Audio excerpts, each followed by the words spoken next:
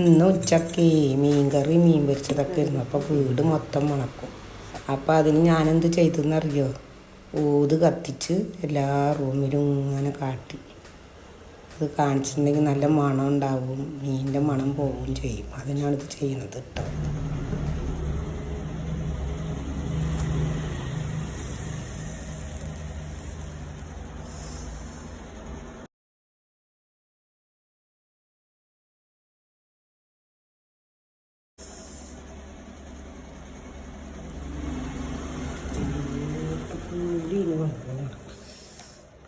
നടക്കട്ടെ.